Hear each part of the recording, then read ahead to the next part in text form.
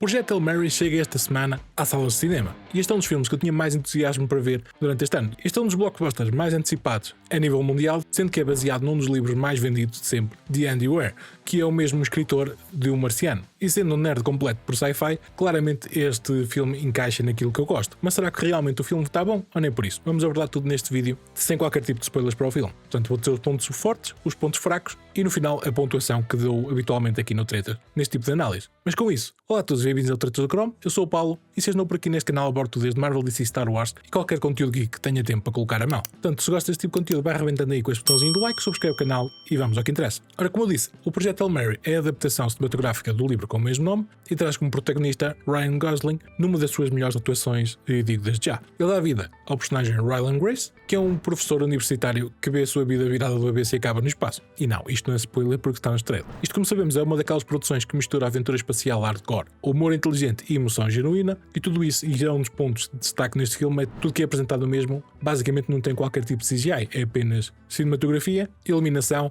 e bons ângulos de câmara. Por isso é que o filme quase parece tão real em tudo que estamos a ver no grande ecrã, apesar de acontecer tudo no espaço e ser fictício, não é? Mas começando aqui pelos pontos positivos do filme, que é realmente o que mais interessa. O que mais me impressionou desde logo foi o compromisso com os efeitos práticos. É incrível assistir o filme sabendo que grande parte do que vemos na nave do Hail Mary foi construída fisicamente, quase à la Christopher Nolan, não é? Que sabemos que ele adora efeitos práticos e realmente faz diferença nos filmes que parecem mais reais. Ou seja, tudo que vemos no filme, desde os corredores, os painéis de controle, as ferramentas improvisadas e tudo mais, são de facto reais e não em CGI, como estamos habituados nos dias de hoje. O incrível do meio disto tudo é que até o próprio Rocky, que é o alienígena que nos aparece no filme, também é o próprio robô que eles criaram. Ou seja, nem sequer isso é CGI, o que em si é só, digamos, impressionante. E tendo em conta que hoje em dia, praticamente, eles recorrem quase sempre a CGI ou efeitos gráficos para fazer até das coisas mais simples possíveis, e sim, estou a olhar diretamente para a Marvel, é certo que quando eles criam esta parte de espaços físicos e tudo mais, torna as coisas muito mais interessantes. E o próprio dinamismo e realismo que vemos no grande ecrã traz uma emoção diferente do que é ver, por exemplo, coisas em CGI. É certo que quando o CGI é bem feito não nos faz grande diferença, mas tendo em conta os filmes que foram lançados deste tipo de blockbuster nos últimos anos, tem-se notado claramente a queda nos efeitos visuais que vemos. É certo que o excesso de filmes que requerem estúdios e de efeitos gráficos tem aumentado cada vez mais e claramente após Covid, ou seja, isto afetou fortemente a indústria e só agora é que está realmente a começar a escapar a esse abalo que sofreu desde 2020. Mas como estava a falar e falando do Rocky, é realmente o coração do filme do Projeto Hail Mary. It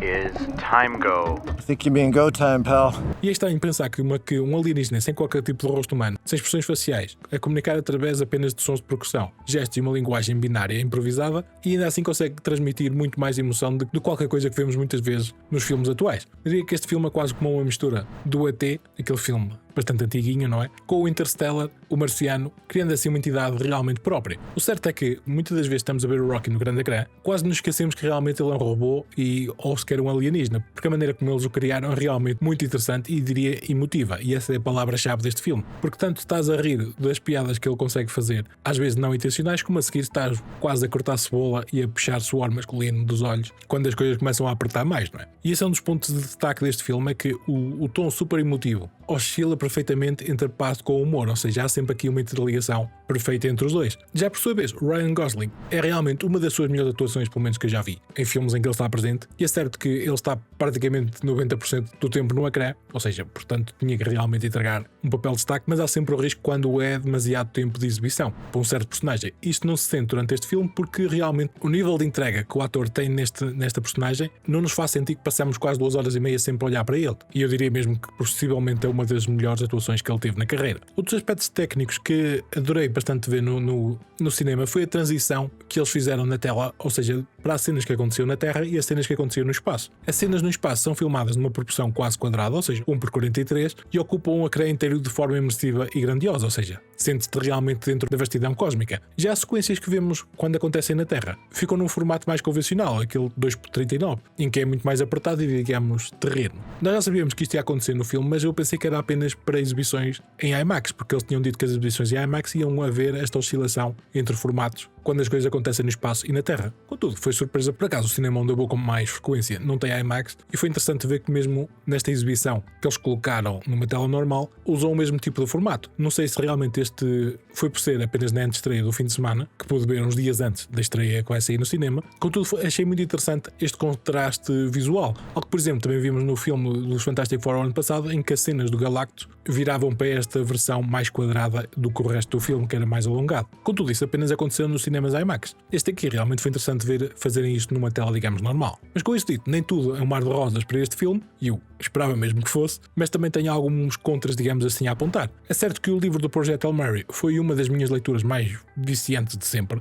Li basicamente numa assentada, ou seja, em 2 dias. Isto já há anos atrás li em PDF. Depois, quando saiu esta nova versão da capa com o Ryan Gosling, tive que comprar o livro. Portanto, faz parte de um colecionista, não é? Mas uma das coisas que me prendeu mais ao livro foi o facto de realmente não o conseguir largar. Era daquela parte em que estavas a folhear e querias mais e mais e saber o que é que ia acontecer ao Grace e ao Rocky. Sendo que foi uma das poucas experiências em termos de leitura que realmente senti, digamos, emoções fortes. Ou seja, isto raramente acontece quando estou a ler. É certo que no filme é muito mais plausível isso acontecer, não é? Tens música e tudo mais, ajuda ao ambiente. Ou seja, mas em termos de leitura é um bocado diferente, não é? Pelo menos eu nunca tinha experienciado tal coisa. E este livro realmente foi algo diferente. Para mim, o filme carrega bem este espírito que o livro tem, mas não chega basicamente ao mesmo nível de impacto emocional, pelo menos na opinião em que estou a dar aqui. É certo que poderá ser uma questão pessoal, pode ter tocado a muito mais gente e a mim o filme não ter afetado tanto como o livro, mas sinto que falta um bocadinho daquela profundidade obsessiva que o livro tem. Outros pontos negativos que tenho no filme é realmente as cenas que acontecem na Terra, que são, por exemplo, muito mais fracas do que todo o resto que está a acontecer no espaço. Algo, por exemplo, difere bastante do que é, por exemplo, no livro, não é? Já que estamos a falar dele.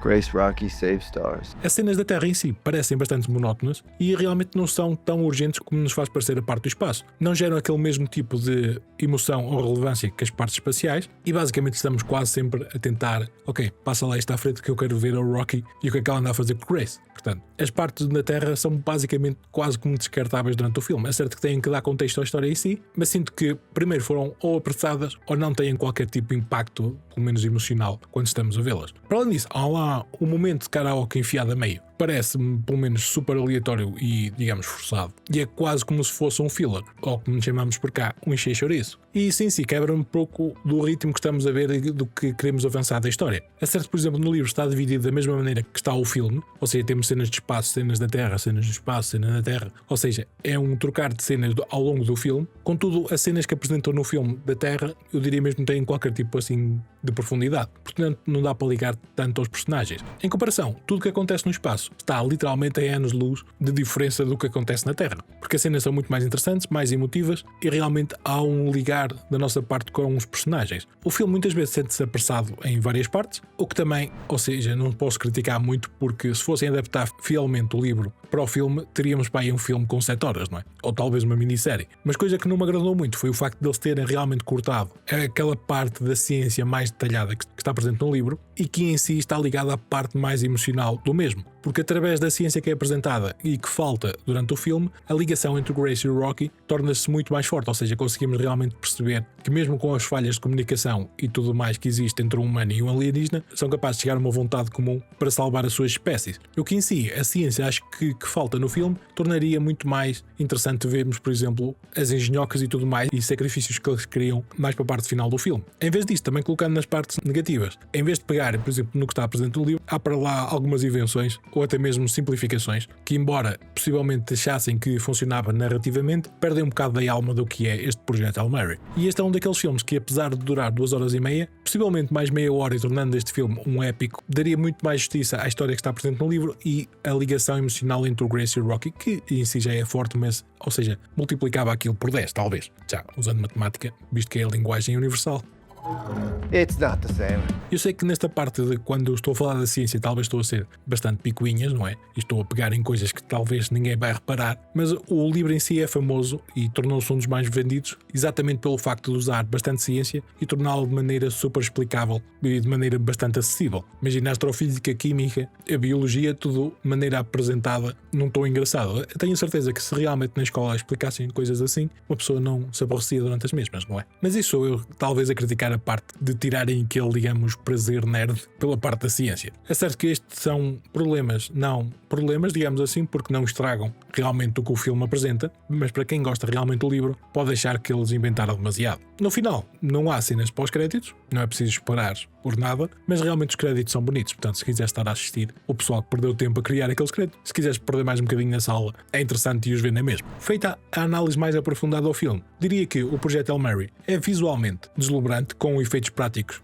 digamos que impressionantes, e um alienígena chamado Rocky que será certamente inesquecível. Ele é claramente o coração do filme e é impossível não sentir-te emocionado sempre que ele aparece no ecrã. Seja pela parte do humor, seja pela parte mais emotiva das cenas, digamos, mais tristes. E com isso, este filme também nos apresenta uma atuação monstra do Ryan Gosling e possivelmente uma das melhores da sua carreira, se não mesmo a melhor. Apesar de achar que o filme em si perde aquela profundidade científica e corta certas partes-chave do livro, para além das partes terrestres que são arrastadas e sem emoção, mas contudo o espaço salva isso e torna-se um dos filmes mais emotivos dos últimos tempos apresentado no grande ecrã. É certo que queria amar tanto o filme como ama o livro, mas acaba apenas por gostar do filme. Dando aqui a habitual pontuação que dou no Tretas a estas reviews sem spoilers para o canal, diria que este filme merece 4,5 estrelas em 5. Diria mais que era um 4.25, mas como só faço de meio e meio, arredondo para 4,5 porque o filme é realmente bonito. Para além disso tem um coração gigante e é um dos sci-fi mais emotivos dos últimos anos. Claramente recomendo ir ver o filme ao cinema e de preferência se conseguires ver numa sala IMAX, porque a parte grandiosa e visual do filme